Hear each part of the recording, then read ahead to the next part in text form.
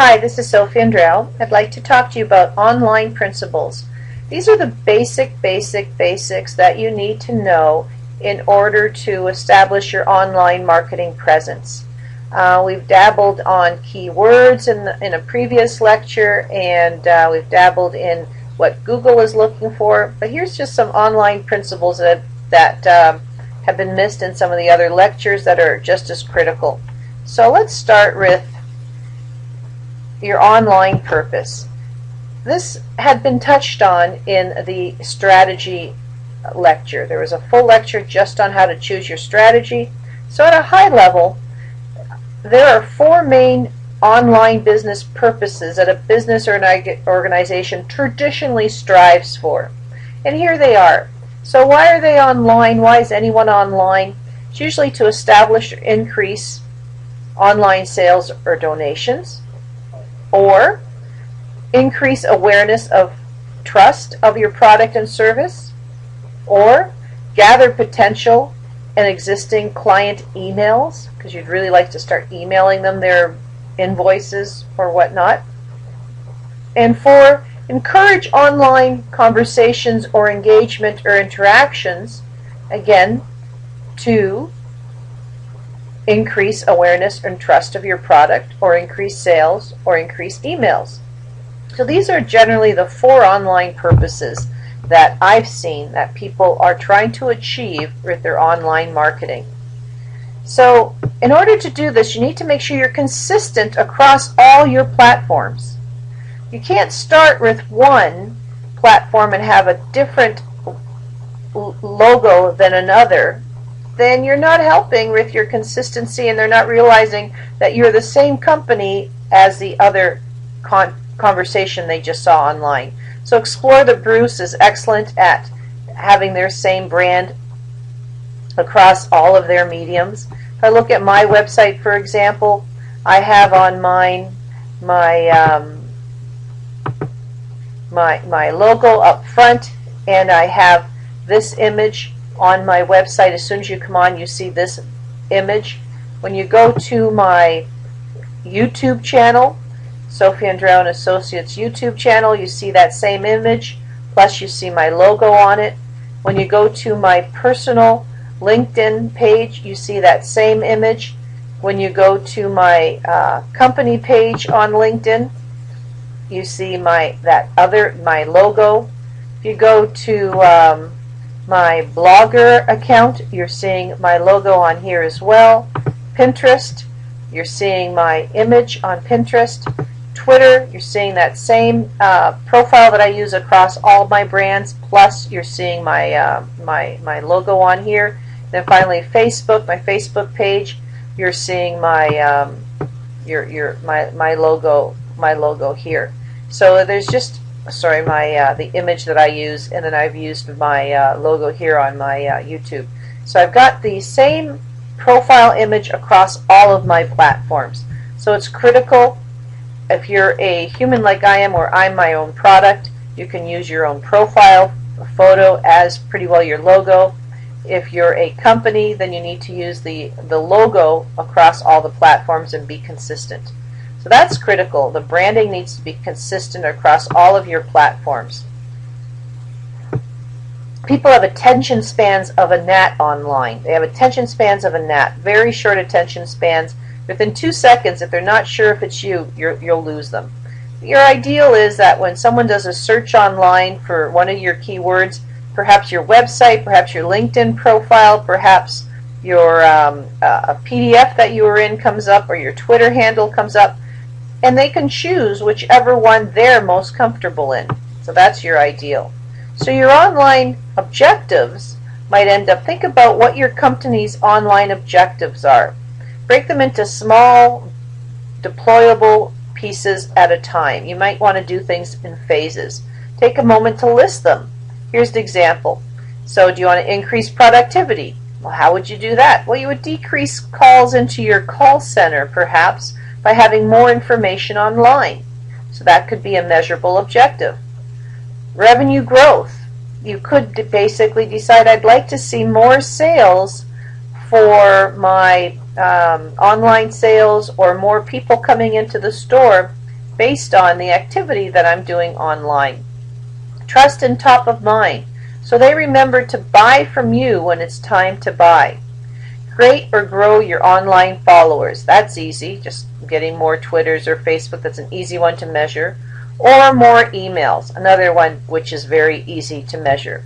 You can indicate if you'd like to get a copy of this white paper on blank, something that you're an expert in, please click here. When they click there, they enter their email in exchange for a copy of that information.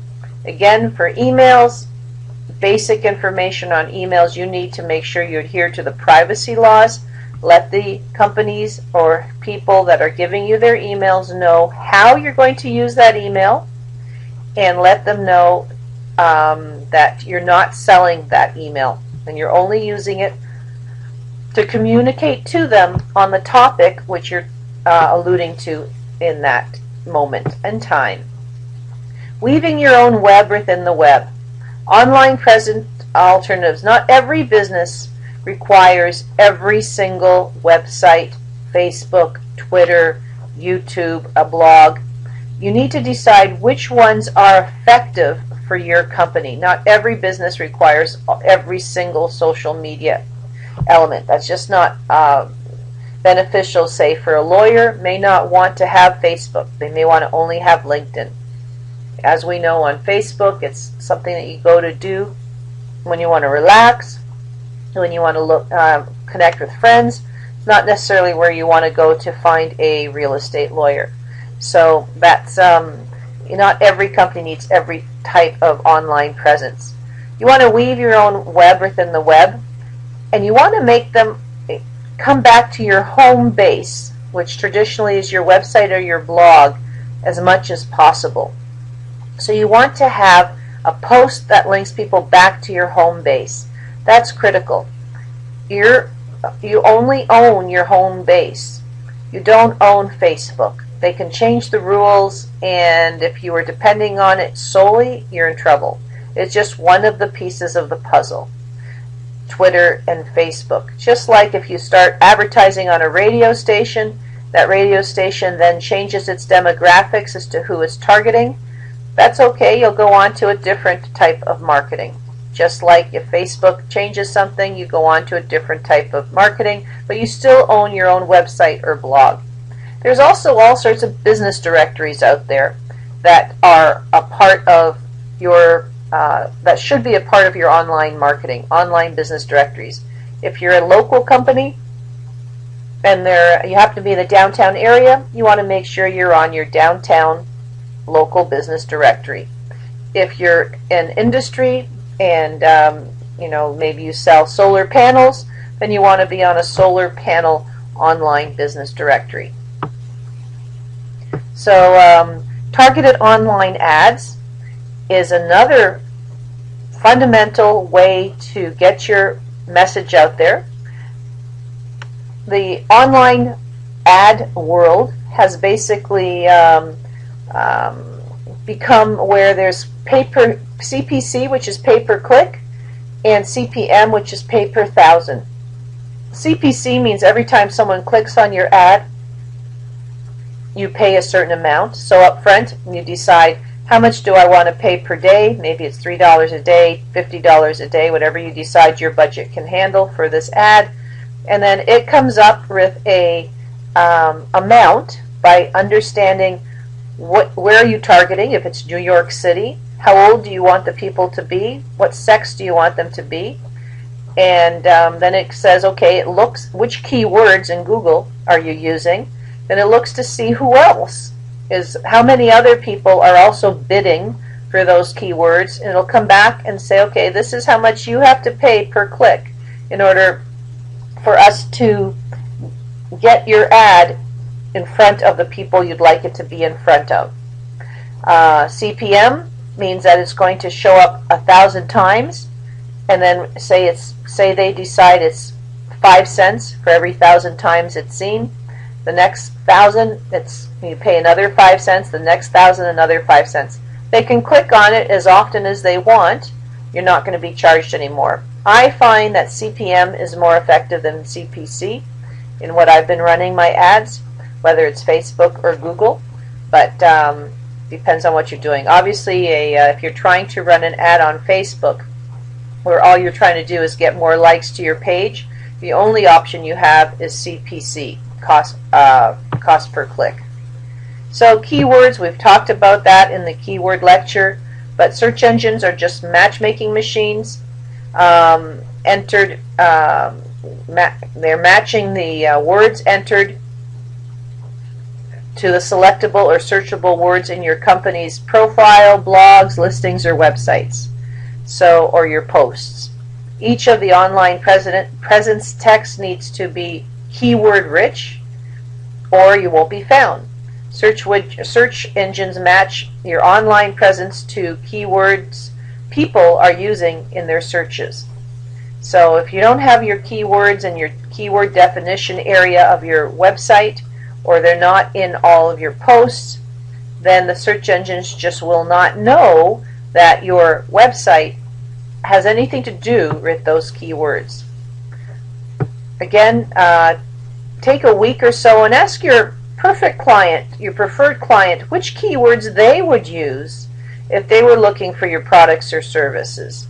And then review those keywords in Google Search Engine Tool and see if there's that link that we talked about, which is Google Search Word Tool. I'll just show you that next.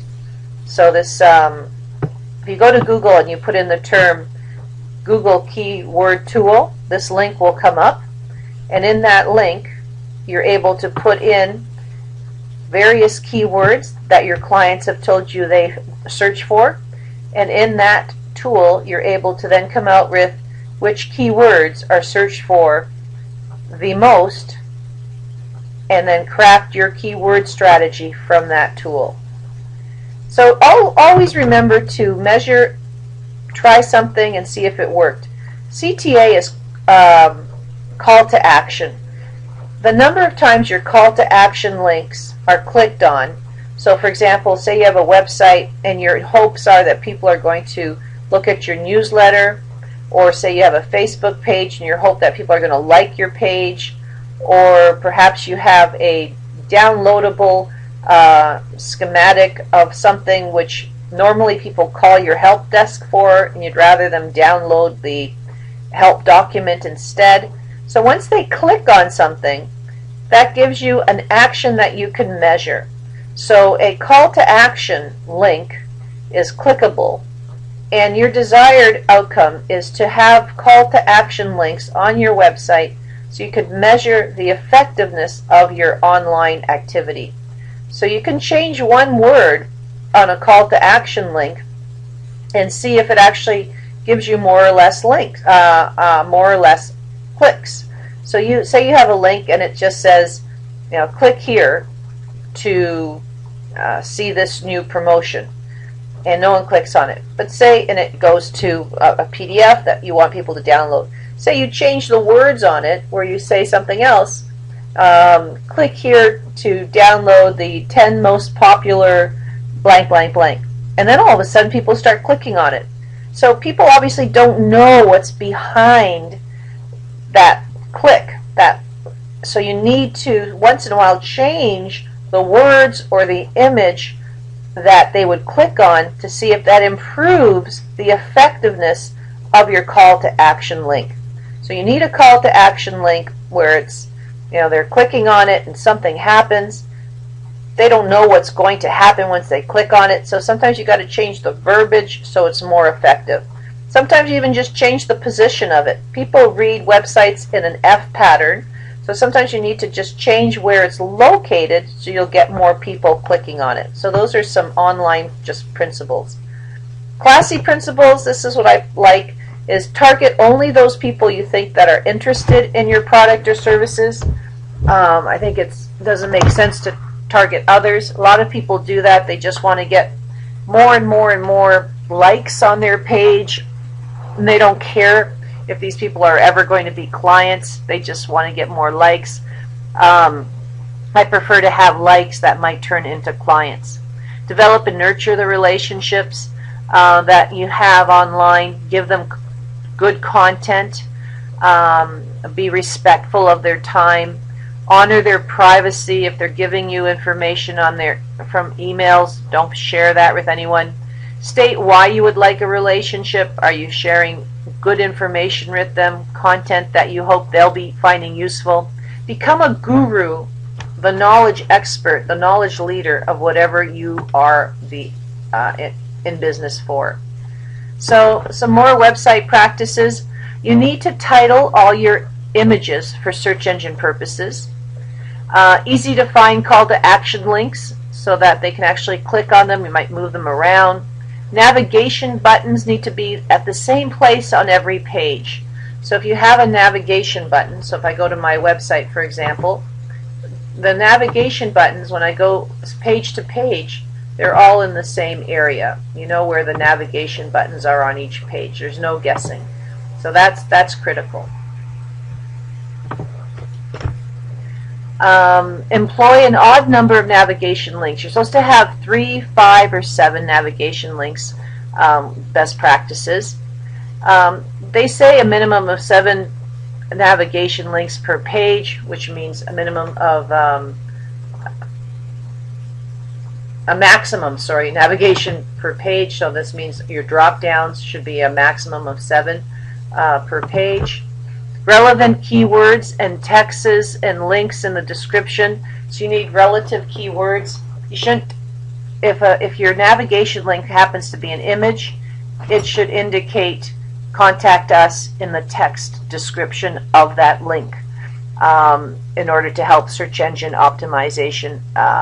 So because the search engine can't read the image, it needs to have text associated with it. People only have a few seconds. Their attention spans of gnats online. There's only a few seconds to catch their attention. They'll click away quickly if they can't find what they're looking for. And people generally read websites in an F pattern. Here's an example. They've done scans and they generally see that people are reading it in an F pattern. So you want to make sure your important information is in that area of the F area. So 15 facts on how people read websites. Text attached. This is actually written in a dyslexic way. It should say pictures attract more attention than text. I apologize for that. Pictures attract more attention than text. We see that for Facebook posts as well. If you do a post that's just text, it might get skipped over, but if you have a good image in it, it actually stops people and they see it. People start viewing your website from the top left corner like an F pattern. People are ignoring banners and pop-up ads. We're not surprised at that. Fancy fonts are starting to get ignored. People might scan the lower parts of your website. They might not. They're certainly not going to read it very carefully.